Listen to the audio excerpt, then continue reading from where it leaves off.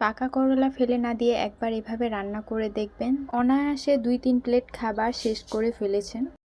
ফ্রিজে করলা রাখলে কম বেশি সবারই করলা দেখা যায় একসময় এরকম করে পেকে যায়, আর তখন আমরা ফেলে দিই। এই পাকা করলা নষ্ট মনে করে ফেলে না দিয়ে সুন্দর তরকারি রান্না করা যায়।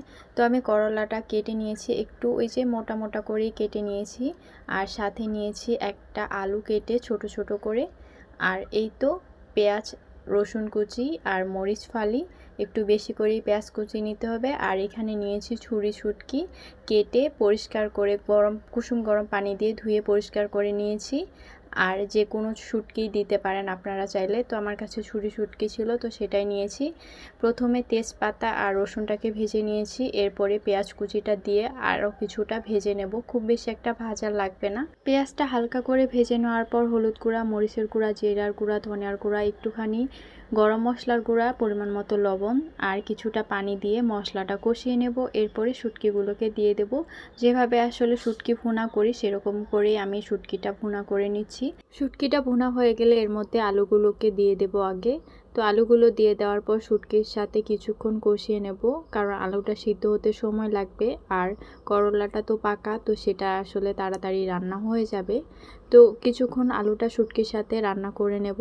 তো এরপরে করলাগুলোকে দিয়ে দেব, দিয়ে ভালোভাবে নেড়েচেড়ে ঢাকনা দিয়ে ঢেকে রান্না করতে হবে।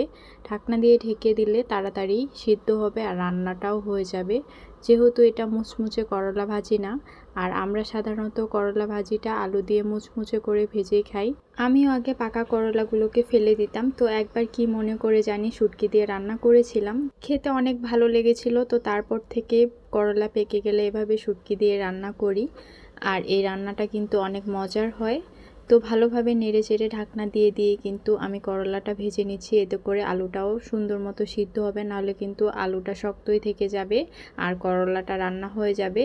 আর এই তো মোটামুটি করলা ভাজিটা আমার রান্না শেষের দিকে, আর সুন্দর মতো দেখতেই পাচ্ছেন করলাটা কিন্তু গলে গেছে, যেহেতু পাকা করলা। করলার মধ্যে শুটকি দেওয়ার কারণে খেতে আরও অনেক বেশি ভালো লাগে। আর এই তো করলা ভাজিটা আমার হয়ে গেছে, নামিয়েও নিয়েছি। আর এই করলা ভাজিটা দেখতে যেমন লোভনীয়, খেতেও কিন্তু দুর্দান্ত। আর গরম গরম করলা ভাজি দিয়ে গরম গরম ভাত খেতে অনেক বেশি ভালো লাগবে।